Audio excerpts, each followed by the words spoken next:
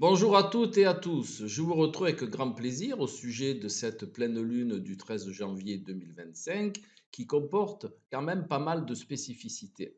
Regardez, il y a ici une conjonction entre la lune et Mars dans le signe du Cancer. Il y a là une conjonction entre le Soleil et Pluton qui est en partie Verseau, Capricorne et bien entendu, cette lune, elle a d'autres interactions, notamment avec Neptune, Saturne, Uranus, Chiron.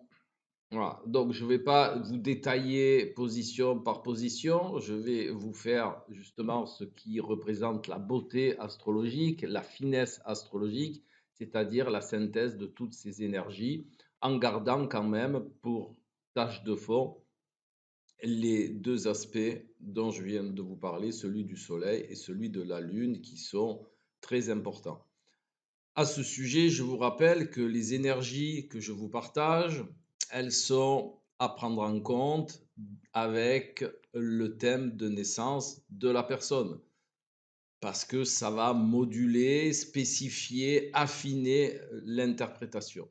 À ce sujet, je vous informe que l'école du symbolisme est ouverte depuis le mois d'octobre, que vous pouvez vous y inscrire à tout moment. L'adresse sera dans le descriptif de la vidéo. Vous pouvez prendre tous les cours à tout moment.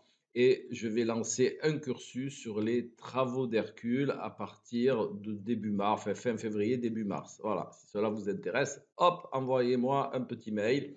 N'oubliez pas, petit pouce en l'air, commentaire et tout ce dont vous avez l'habitude. Je voulais aussi vous souhaiter une merveilleuse année 2025, bien que la France est dans un état déplorable et que ça risque d'être un petit peu difficile pour une grande partie des gens. Voilà.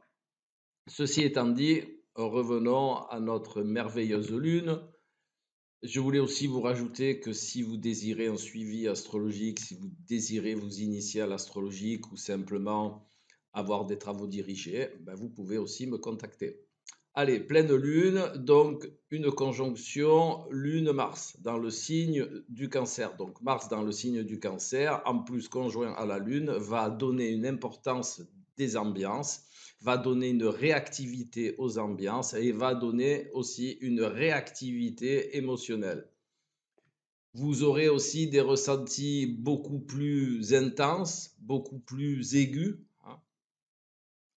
De plus, en face, vous avez une conjonction Soleil-Pluton, Capricorne. Donc, Soleil-Capricorne va donner une dimension beaucoup plus relative, va demander à structurer tout ça, hein, va demander à mettre un cadre autour de tout cela afin d'arriver à une transmutation. Donc, je vous ai souvent expliqué ce qu'était une transmutation. C'était un changement d'état total en passant par une période intermédiaire.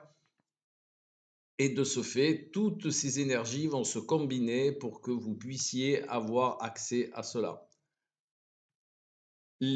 Toutes les interactions avec Saturne, eh bien, va aussi dans ce sens. Saturne en poisson va demander à structurer vos ressentis, hein, va demander à les rendre plus concrets. L'interaction avec Neptune va vous proposer de vous ouvrir beaucoup plus à vos intuitions, beaucoup plus à vos inspirations, plus qu'à vos intuitions. Vous allez ressentir les choses, vous allez être capable de vous connecter à des perceptions dont vous n'avez pas l'habitude, donc pas d'affolement, tranquille, hein. Et cela afin de percevoir quelque chose qui était présent en vous et qui vous procurait quelque chose qui n'était pas agréable, donc, mais surtout quelque chose qui a pu être violent dans votre vie, que ce soit verbalement, psychologiquement, émotionnellement, que vous allez pouvoir réguler par une perception beaucoup plus novatrice, par une perception nouvelle, je dirais. Voilà, là, je vous ai résumé un peu tous les aspects de cette pleine lune.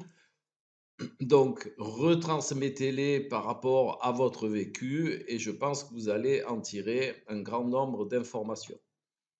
Donc, je vais vous faire une petite récapitulation parce que cette pleine lune, elle va un petit peu dans le sens de la transformation. Elle va dans le sens de la transformation par la réactivité. Et de là va se mettre en place des structures. De là, vous allez ressentir beaucoup plus de choses et vous allez être ouvert ou ouverte à des perceptions différentes. Donc, cette pleine lune, elle est pour vous, je dirais, très importante. Maintenant, comme toute action plutonienne, de plus dans le signe du Verseau, qui est le signe de la libération, mais qui est aussi le signe de l'inspiration, qui est aussi le signe d'une certaine façon plus novatrice de voir les choses, eh bien, faites focus là-dessus. Hein. S'il y a un petit moment, vous allez être bousculé, c'est tout à fait normal. On ne peut pas changer les choses si on reste de la même manière. Hein. Un changement est quelque chose qui amène des perceptions nouvelles. Et donc, qui dit perception nouvelle, dit aussi, eh bien, un état de déstabilisation, je dis bien momentané, qui est utile pour mettre en place les nouveaux positionnements. Donc, je vous invite à être attentif à tout cela. Je vous invite aussi à ne pas vous affoler si vous ressentez un petit peu de déstabilisation. Pensez que derrière cette déstabilisation, Saturne, Soleil, Capricorne, l'inspiration qui en suit va mettre en place votre nouvel état. Donc, restez serein ou sereine. Cette pleine lune, dans sa réduction théosophique, elle est associée à deux cartes que vous avez maintenant l'habitude que je choisis, une du tarot de Marseille et une de l'Oshozen Tarot. En ce qui concerne celle du tarot de Marseille, eh bien, ça sera Tempérance. Et Tempérance, qu'est-ce qu'elle vous propose? Eh bien, elle vous propose la même chose, d'être un petit peu dans la modulation. Hein. Et de cette modulation va naître une transformation. Si, je vais vous donner un exemple basique. Si vous prenez de l'eau chaude et de l'eau froide, d'un côté vous avez le froid, de l'autre côté vous avez le chaud. Eh bien, cette transmutation est le principe de mélanger les deux qui va faire sortir une nouvelle perception qui est celle de l'eau tiède. Voilà. J'aurais pu vous prendre la même chose avec la salade niçoise, mais c'était plus compliqué. Ensuite, nous avons la carte de l'Oshozen Tarot qui, comme par hasard, bien entendu, hasard n'existant pas, qui est la carte de la transformation. Et si vous regardez bien cette carte, de toute façon, je vous la mettrai à l'écran, il y a des symboles importants. Je ne sais pas si vous le verrez, mais je vous la mets à l'écran. Dans la main droite, quand on regarde la carte, il a le yin-yang, d'accord? De l'autre côté, il a aussi une fleur de lotus. La fleur de lotus, vous savez, symboliquement, sa spécificité, c'est que c'est une magnifique fleur qui sort d'une eau qui est très saumâtre. Voilà.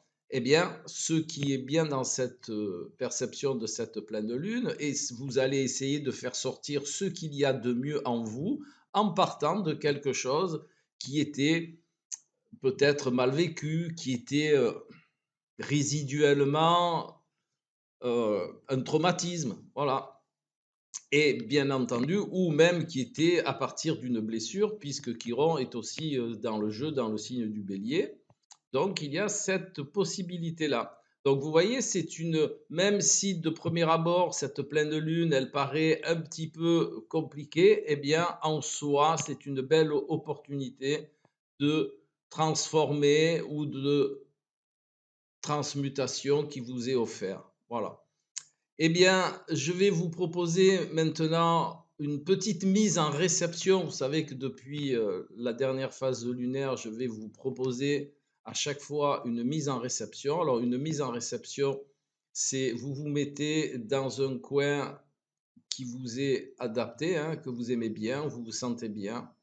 Surtout, vous ne faites strictement rien parce qu'en réalité, la, comment on va dire, la méditation est quelque chose où l'on doit rien faire, on doit surtout pas être dans le contrôle mental.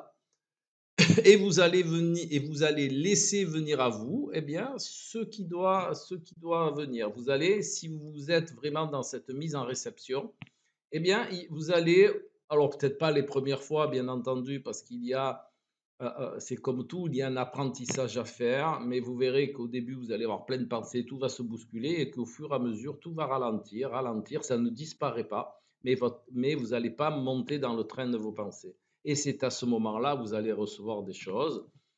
Hormis cela, je vais vous proposer, par contre, un ressenti intérieur et à partir de là, ben, vous laisserez venir ce qui doit venir. Voilà.